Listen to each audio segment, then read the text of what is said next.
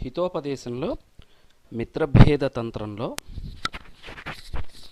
8వ కథ అయినటువంటి దుర్దాంత సింహ శశక కథ. దుర్దాంతుడనే సింహాన్ని చంపిన కుందేలు కథ. ఇంతకు మునుపు 2 కాకుల కథ చెప్తున్నా. ఆ కథలో ఆడకాకి మగకాకి ఈ కథ చెప్పడం మొదలుపెట్టింది. గద్యము: అస్తి మందర నామ్ని పర్వతే దుర్దాంతో నామ సింహ. మందరం అనే ఒక పర్వతం మీద దుర్దాంతుడని ఒక సింహం ఉంది. సచ సర్వదా పశూనాం వధం కుర్వన్నాస్తే. ఆ సింహము ఎప్పుడూ అక్కడున్న జంతువులను చంపుతూ ఉండేది. తతః సర్వైః పశుభిః మిలిత్వా ససింహో విజ్ఞప్తః. అప్పుడు అక్కడున్న జంతువులన్నీ కలిసి ఆ సింహాన్ని తో ఈ విధంగా మొరపెట్టుకున్నాయి. మృగేంద్ర కిమర్థమేకదా బహు పశుఘాతః. ఓ జంతువుల రాజా, ఎందుకు ఒక్కసారిగా అనేక జంతువులను చంపుతావు? యది ప్రసాదో భవతి తదా వయమేవ భవదాహారాయ ప్రత్యహమేకైకం పశుముపఢౌకయామః. మీరు ఒప్పుకుంటే మేమే వంతుల వారిగా రోజుకొకరు మీకు ఆహారంగా వస్తాము ఇది అని చెప్పినాయి. తతః సింహేనోక్తం. అప్పుడు సింహం ఇట్లా అనింది: ఏద్యేతదభిమతం భవతాం తర్హి భవతు తత్. ఓకే, మీ అందరు ఇట్లాగే అనుకుంటే నాకేమి ఇబ్బంది లేదు, మీరు అట్లనే చేయండి. తతః ప్రభృతి ఏకైకం పశుముపకల్పితం భక్షయన్నాస్తే. అప్పటి నుంచి ఒక్కొక్క జంతువును రోజువారీ చంపడం మొదలుపెట్టాను.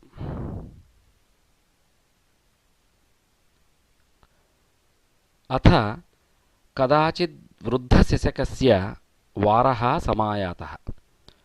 అప్పుడు ఒక ముసలి కుందేలు వంతు వచ్చిందనమాట. సో చింతయత్, అది ఆలోచించడం మొదలుపెట్టింది.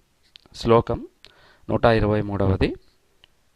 ప్రాసహేతోర్వినీతిస్తు క్రియతే జీవితాశయాః పంచత్వం చేద్ గమిష్యామి కిం సింహానునయేన మే. జీవించే ఆశతో భయకారణాన్ని, అపాయానికి కారణమైన దాన్ని గూర్చి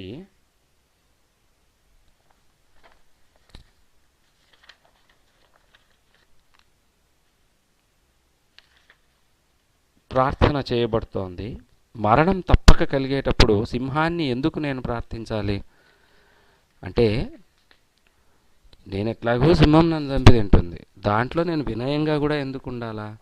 ఉండనవసరం లేదు, వేరేగా ఆలోచిస్తాను. అదిగాక నేను ఆలోచించుకుంటూ పోతాను, మెల్లగా పోతాను, ఆ టయానికి ఎందుకు పోవాలా అనుకున్నాను. గద్యము: మందం మందం గచ్చామి. ఇది మెల్లమెల్లగా పోతాంలే, కానీ ఎట్లాగో చచ్చిపోతాం కదా అనుకున్నాను. గద్యము: తతః సింహోపి క్షుధాపీడితః కోపాత్తమువాచ కుతస్త్వం విలంబ్య సమాగతోసి. అంతలో ఆ సింహము ఆకలికి తట్టుకోలేక కోపం ఎక్కువైపోయి, ఏయ్ కుందేలు, నువ్వెందుకు లేటుగా వచ్చినావు అనింది. శశకో అబ్రవీత్. అప్పుడు ఆ ముసలి కుందేలు ఇట్లా: దేవా నాహం అపరాధి. రాజా, నేను అపరాధిని కాదు, నా తప్పేం లేదు ఇందులో. ఆగచ్చన్ పథి సింహాంతరేణ బలాద్ధృతః. నేను వస్తున్న దారిలో ఇంకొక సింహము నన్ను పట్టుకోవడానికి ప్రయత్నం చేసింది. తస్యాగ్రే పునరాగమనాయ శపథం కృత్వా స్వామినం నివేదయితు అత్రాగతోస్మి. ఆ సింహానికి ఏం చెప్పినానంటే, నేను మళ్ళీ వస్తాను, మా రాజుగారి దగ్గరికి పోయేసి అని మాట ఇచ్చి మీకు ఈ విషయం చెప్దామని ఇక్కడికి వచ్చినాను. సింహ స కోపమాహ.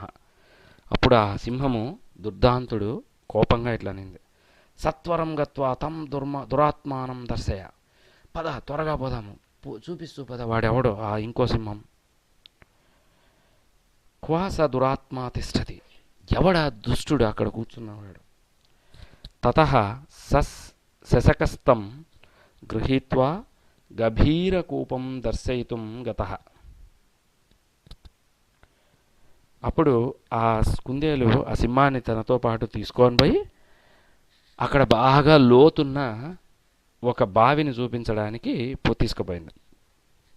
తత్రాగత్య స్వయమేవ పశ్యతు స్వామి ఇత్యుక్త్వా తస్మిన్ కూపజలే తస్య సింహస్యైవ ప్రతిబింబం దర్శితవాన్. రాజా, ఇదో ఈ బావిలో ఉంది ఆ సింహము, మీరే చూసుకోండి అని చెప్పింది. అప్పుడు ఆ సింహం బావిలోకి తొంగి చూసి తన ప్రతిబింబాన్ని, అంటే తన రిఫ్లెక్షన్ను బావి నీళ్లలో చూసింది. తతోసౌ క్రోధాద్ అధాత్మాతో దర్పాత్తస్యోపర్యాత్మానం నిక్షిప్య పంచత్వం గతః.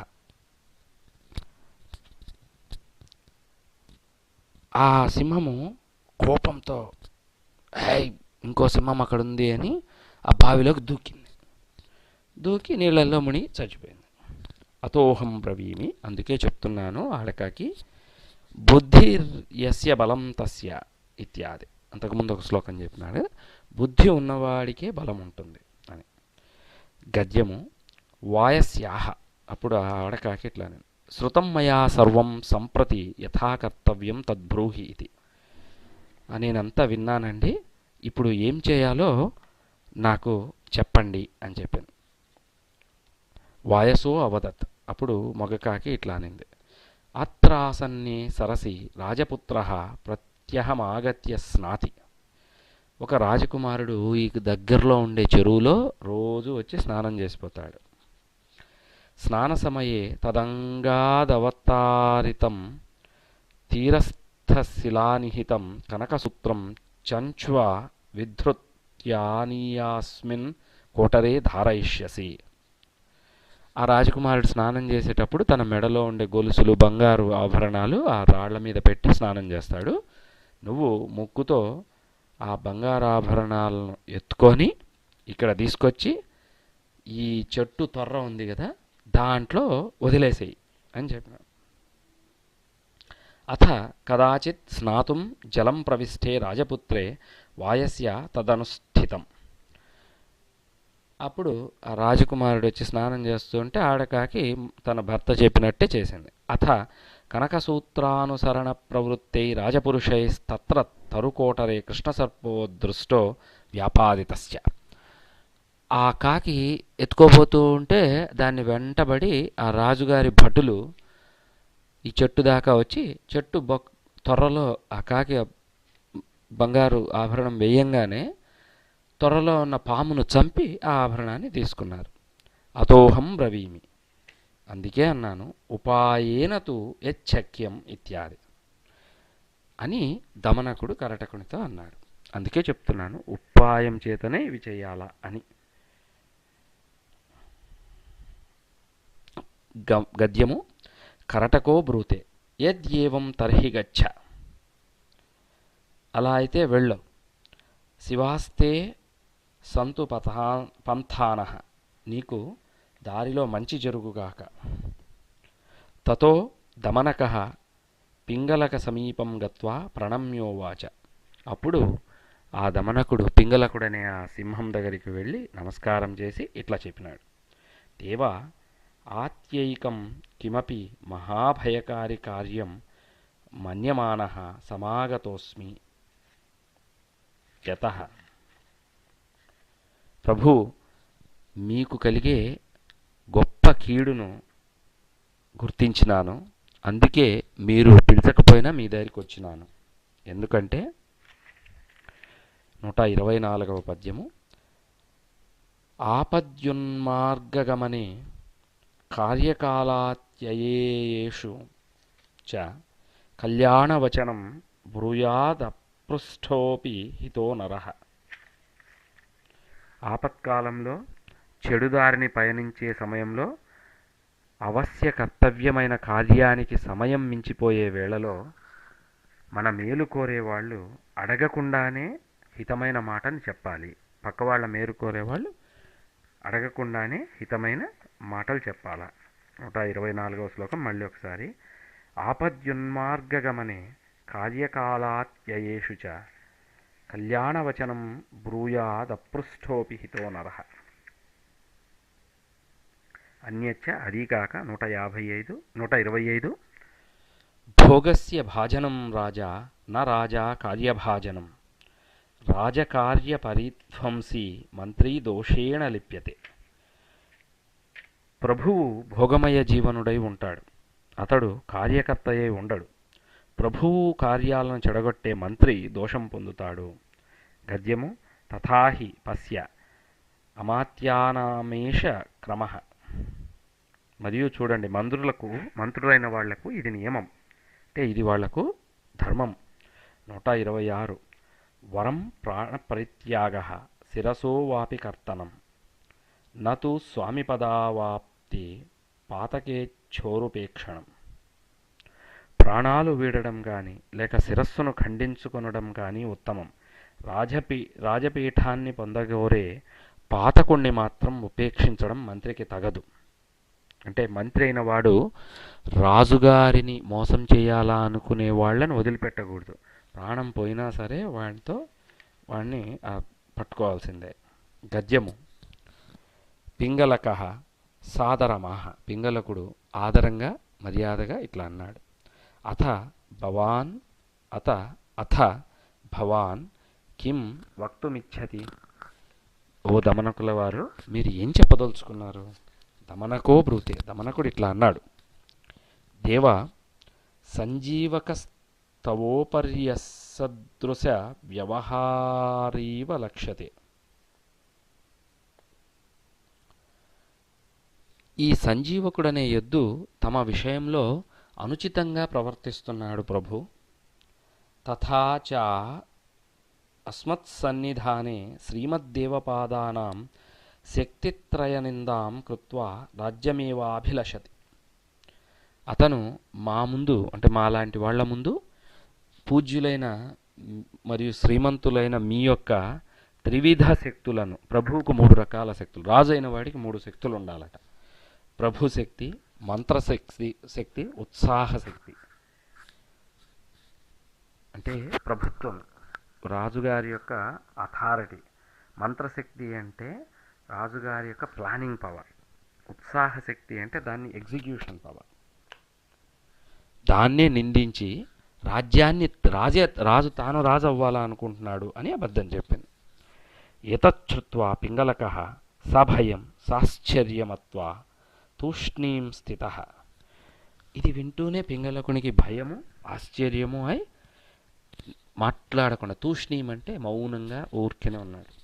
దమనక అంటే పింగళకుడు కన్ఫ్యూజ్ అయినప్పుడే ఇంకా కాస్త బాగా ఎక్కించాలా అని దమనకుడు పునరాహ మళ్ళీ అన్నాడు. దేవా సర్వామాత్యపరిత్యాగం కృత్వైక ఏవాయం యద్భవతా సర్వాధికారీ కృతః స ఏష దోషః.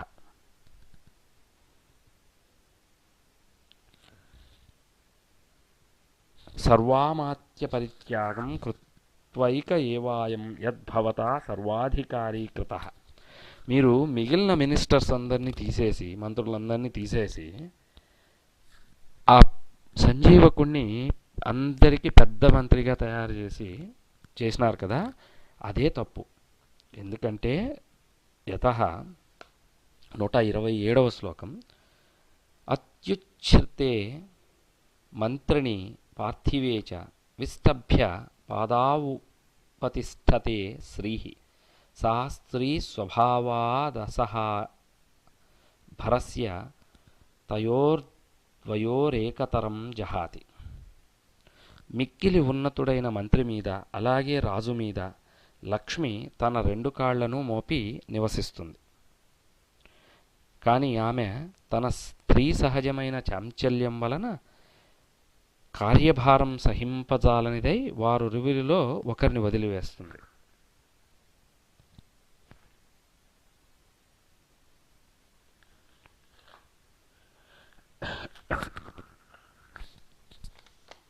అపరంచ అదిగాక 128.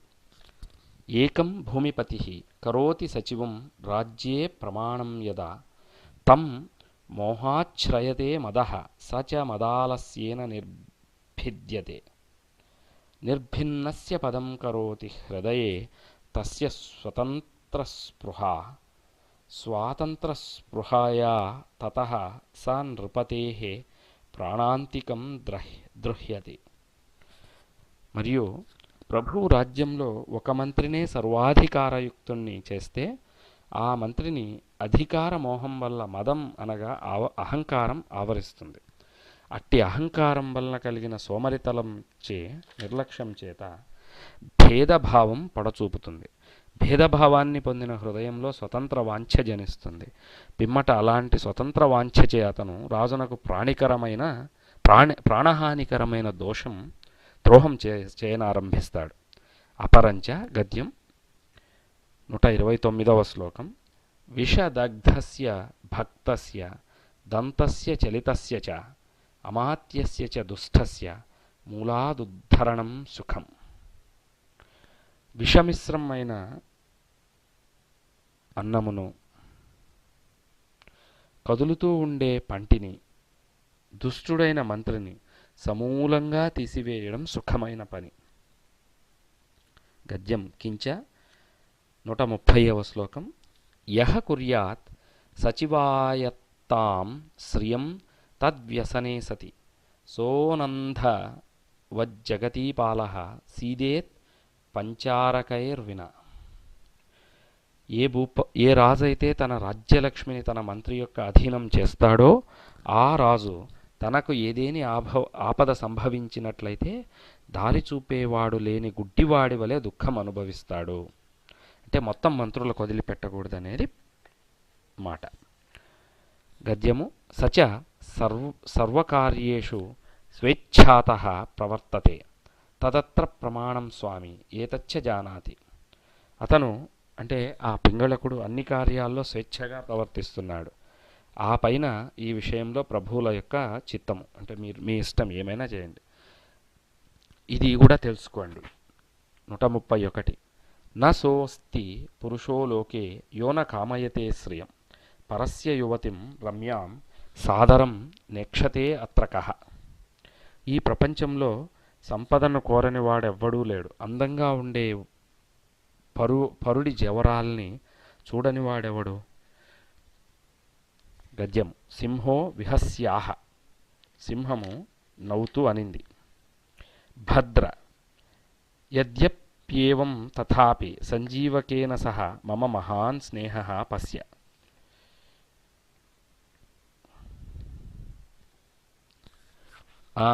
మంచివాడా శుభమూర్తి, అలా అయినప్పటికీ నాకు సంజీవకునికి గొప్ప ఫ్రెండ్షిప్ ఉంది, స్నేహం గొప్పగా ఉంది. చూడు 132. కుర్వన్నపి వ్యలీకాని యః ప్రియః ప్రియ ఏవ సహ అశేషదోషదుష్టోపి కాయః కస్య న వల్లభః. ఇష్టుడైన వాడు తప్పులు చేసినా ఇష్టుడుగానే ఉంటాడు. రోగాది దోషాలతో పరిపూర్ణంగా, అంటే జ్వరం రోగాలు వచ్చినప్పటికీ శరీరాన్ని వదిలేయం కదా. శరీరం ఎవడికి శరీరం వాడికి ఇష్టమైందే కదా. అన్యచ్చ అది కాక 133. అప్రియాణ్యపి కుర్వాణో యః ప్రియః ప్రియయేన సహ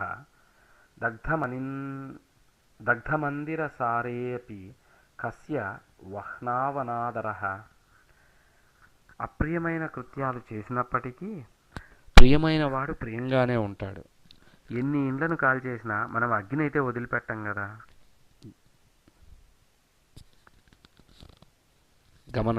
గద్యము. దమనకః పునరేవాహ. దమనకుడు మళ్ళీ అన్నాడు, దేవా స ఏవా అతి దోషః యతః. ఇదే పెద్ద తప్పు. ఎందుకంటే ఎట్లా అంటే 134 శ్లోకము.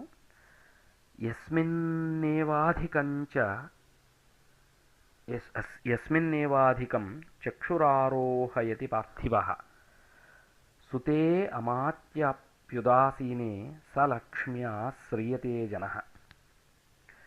ప్రభువుల ఆదర దృష్టి ఎవడిపై అధికంగా ప్రసరిస్తుందో వాడు పుత్రుడైనా మంత్రి అయినా తుదకు ఆ ప్రభువును ఉపేక్షించేవాడైనా లక్ష్మిచే ఆశ్రయింపబడతాడు. అంటే రాజైన వాడు ఎవరి పట్ల బాగా ఉంటారో వాళ్లకు డబ్బు బాగా కలుగుతుంది అని మాట.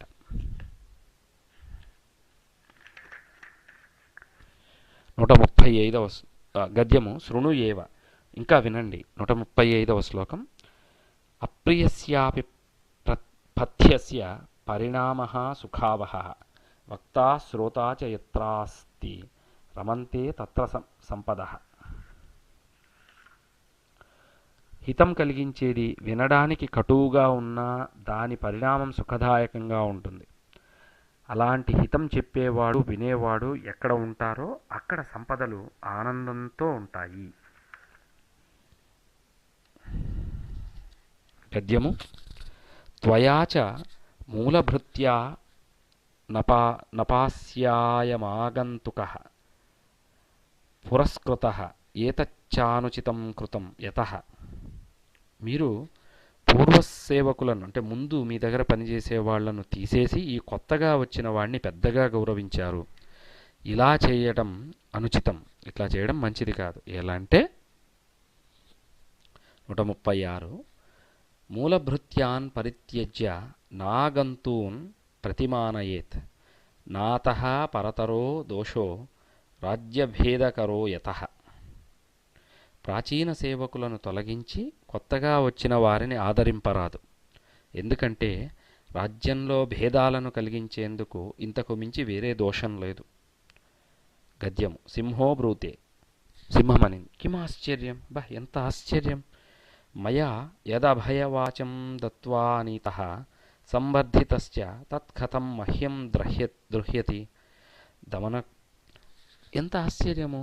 నేను భయం లేదు, నిన్ను చంపను అని అభయం ఇచ్చిన తర్వాత నా దగ్గర చేరి నాతో ఫ్రెండ్షిప్ చేసిన ఆ యుద్ధు సంజీవకుడు నాకెట్లా ద్రోహం చేస్తాడు? దమనకో బ్రూతే. దమనకుడు ఇట్లా అన్నాడు. దేవా రాజా. 137వ శ్లోకం.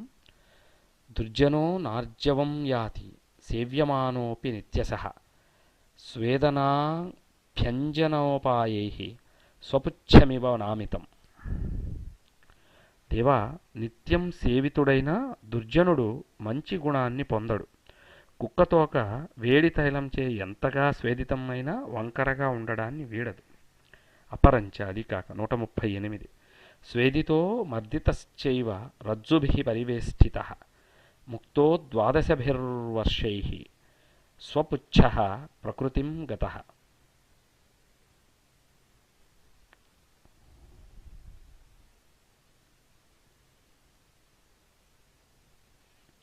కుక్కతోక నూనెతో తడిపి దాన్ని దువ్వినా సరే, తోమబడినా సరే, తాళ్లచే 12 ఏళ్ళు చుట్టబడినా సరే తన ప్రకృతి గుణమైన వంకరగా ఉండడాన్ని మానదు. అంటే 12 ఏళ్ళు గట్టిగా స్ట్రైట్గా పెట్టినా సరే మళ్ళీ అది వంకర అవుతుంది. అన్యచ్చ. అది కాక 139. వర్ధనం వాథ సమ్మానం ఖలానాం ప్రీతయే కుతః ఫలంత్యం మృతసీకేపి నా పథ్యాని విషద్రుమా. అభివృద్ధికి తేవడం, సన్మానించడం దుష్టులకు ప్రీతిని కలిగించవు. అమృతం పోసి పెంచిన విషవృక్షాలు ఆరోగ్యదాయకాలైన ఫలాలనివ్వవు కదా. తతోహం బ్రవీమి. అందుకే అంటున్నాను. 140వ శ్లోకం. అపృష్టోపి హితం బ్రూయాత్ యస్య నేచ్ఛేత్ పరాభవం ఏష ఏవ సతాం ధర్మో విపరీతమతోన్యథ. ఎవడి పరాభవాన్ని ఎవడు కోరడో అలా కోరినవాడు అడగకపోయినా పరాభవ లక్ష్యమైన వాడికి హితాన్ని బోధించాలి. అదే సత్పురుషుల ధర్మం. అందుకు భిన్నంగా ప్రవర్తిల్లడం దుర్జనుల లక్షణం అనబడుతుంది. తథాచ ఉక్తం. అందుకే అనబడింది. 141వ శ్లోకం. సహస్నిగ్ధో అకుశలాన్నివారయతి యస్తత్కర్మ యన్నిర్మలం శాస్త్రీ యానువిధాయిని స మతిమాన్ యః సద్భిరభ్యర్చ్యతే సా శ్రీర్యానమదం కరోతి స సుఖీ యస్తృష్ణయాముచ్యతే తన్మిత్రం యదకృత్రిమం స పురుషో యః ఖిద్యతే నేంద్రియై. అశుభం నుండి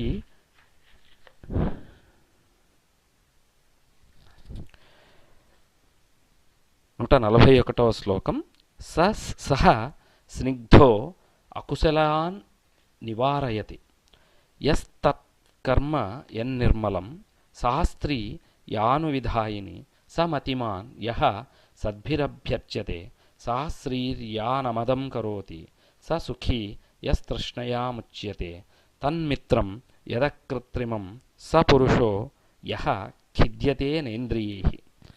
అశుభం నుండి నివారించేవాడే ప్రేమ కలవాడు.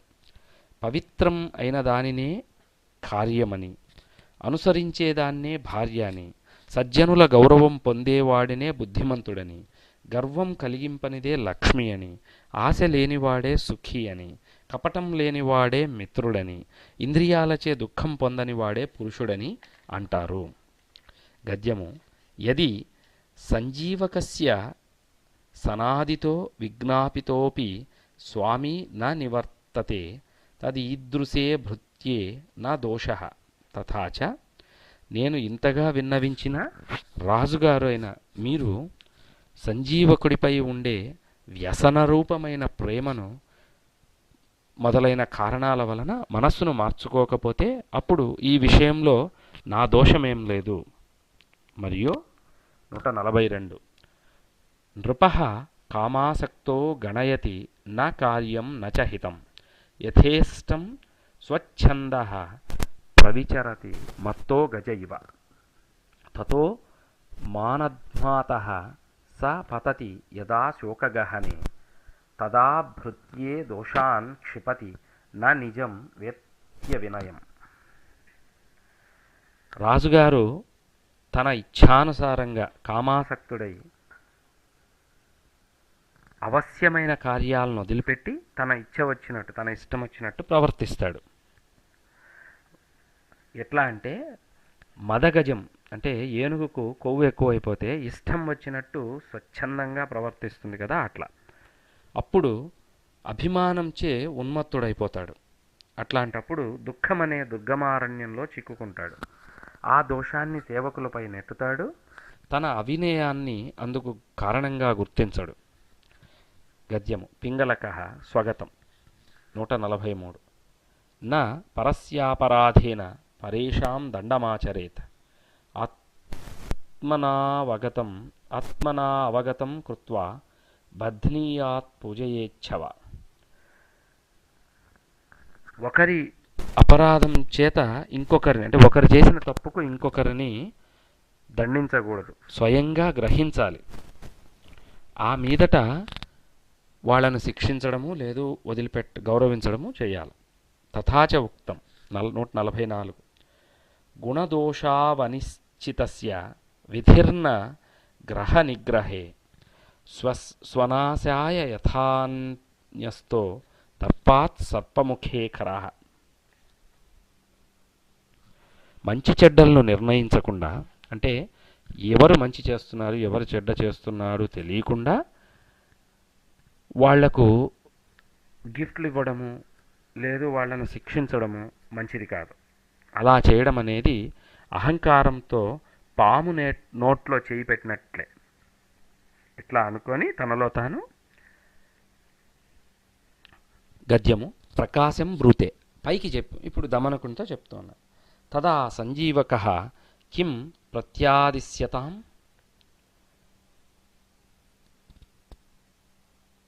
అట్లాంటప్పుడు అంటే సంజీవకుడైన ఎద్దు ఇట్లాంటి పనికిమాల పనులు చేస్తుంటే వాడిని బహిష్కరించాలనా, మనం బయటికి పంపించాలనా అన్నాడు. గద్యము. దమనకః ససంభ్రమమాహ.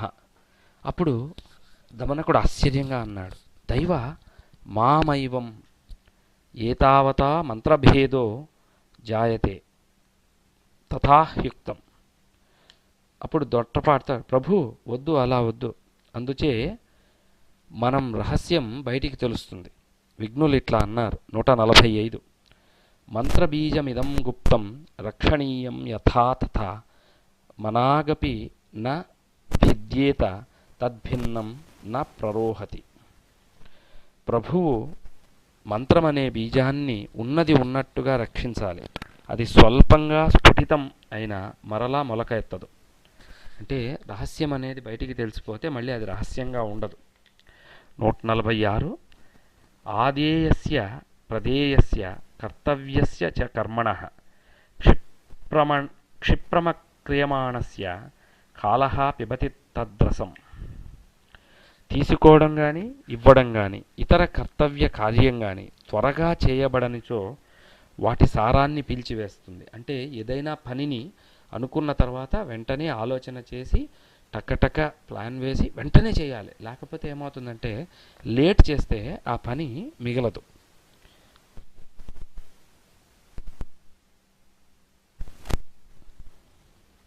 గద్యము తదవశ్యం సమారబ్ధం మహతా ప్రయత్నేన సంపాదనీయం. అందుచే ఆరంభించిన అంటే పని మొదలు పెడుతూనే మిక్కిలి ప్రయత్నంతో అయినా సరే త్వరగా పూర్తి చేయాలి. మరియు 147వ శ్లోకం మంత్రో యోధ ఇవాధీరః సర్వాంగైః సంవృతైరపి చిరం న సహతే స్థాతుం పరేభ్యో భేదశంకయా. పిరికివాడైన వాడు టిమిడ్ ఫెలో యుద్ధవీరుడు తన అవయవాలను అన్నింటినీ కవచాధికంచే కప్పుకొని ఉన్న శత్రువులు భేదిస్తారు అనే భయంతో యుద్ధభూమిలో చాలా కాలం నిలువజాలని విధంగా మంత్రాన్ని సైతం చాలా కాలం అలాగే ఉంచరాదు. అంటే ఏ విధంగా అయితే పిరికివాడు యుద్ధభూమిలో ఎక్కువ కాలం ఉండకుండా పరిగెత్తిపోతాడో ఆ విధంగా రహస్యాన్ని కూడా ఎక్కువ కాలం ఉంచుకోరాదు. అంటే రహస్యంగా ఉంచరాదు. దాని మీద వెంటనే పని మొదలుపెట్టి పని పూర్తి చేయాలి. గద్యం యద్యసౌ దృష్టదోషోపి దోషాన్నివర్త్య సంధాతవ్యస్తదతీవానుచితం యతః. ఇక ఇతని దోషం అంటే సంజీవకుని యొక్క దోషం తెలిసిపోయింది. దోషం నుండి మరలించి ఇతడితో సంధిని చేసుకుందాము అని తలంతుమేని అది అనుచితం. అంటే అతని తప్పు చెప్పి అతన్ని బాగుపరుస్తామనుకోవడం తప్పు. ఎందుకంటే 148 సకృద్దుష్టంతు యో మిత్రం పునః సంధాతుమిచ్చతి స మృత్యుమేవ గృహ్ణాతి గర్భమస్వతరీ యథా. ఒకమారు మోసం చేసిన మిత్రుడితో ఎవ్వడూ మరలా ఫ్రెండ్షిప్ చేయకూడదు.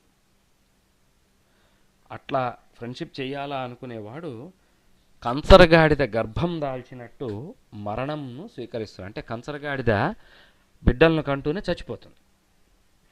ఉదాహరణకు చీమలు కూడా అంతే. అట్లా ఎవడైతే మోసం చేసిన ఫ్రెండ్తో మళ్ళీ మళ్ళీ ఫ్రెండ్షిప్ చేస్తాడో వాడు చచ్చిన వాడితో సమానం. అంటే వాడికి మరణం ఆసన్నమవుతుంది. గద్యము సింహో బ్రూతే. సింహం అట్లానే జ్ఞాయతాం తావత్ కిమస్మాకమసౌ కర్తుం సమర్థః ఇది దమనక ఆహ. ఏ దేవ, సింహము అడిగింది, ఇతను మమ్ము ఏమి చేయగలడో మొదట తెలుసుకుందాం. అంటే ఈ సంజీవకుడు నన్ను ఏం చేయగలడు అది మొదట కనుక్కుందాం. అప్పుడు దమనకుడు ఇట్లా అన్నాడు 149 అంగాంగి భావమజ్ఞాత్వా కథం సామర్థ్య నిర్ణయః పశ్య టిఠిభమాత్రేణ సముద్రో వ్యాకులీకృతః. సహాయక రూపమైన ఇతడి అంగాంగి సంపదను తెలుసుకోకుండా, అతని యొక్క సామర్థ్యం, అతని యొక్క బలం ఎంత ఉందో తెలుసుకోకుండా ఎట్లా మనం నిర్ణయాలు చేయొచ్చు? చేయకూడదు. చూడండి, ఒక చిన్న తీతువు పిట్ట, తీతువు అనేది ఒక పక్షి, అది సముద్రాన్ని ఎట్లా భయపెట్టిందో మనము చూద్దాము. అంటే సింహము అడిగింది, సింహ పృచ్చతి కథమేతత్ దమనకః కథయతి. సింహం అడిగింది, అది ఎట్లా అంటే దమనకుడు చెప్పడం మొదలుపెట్టింది.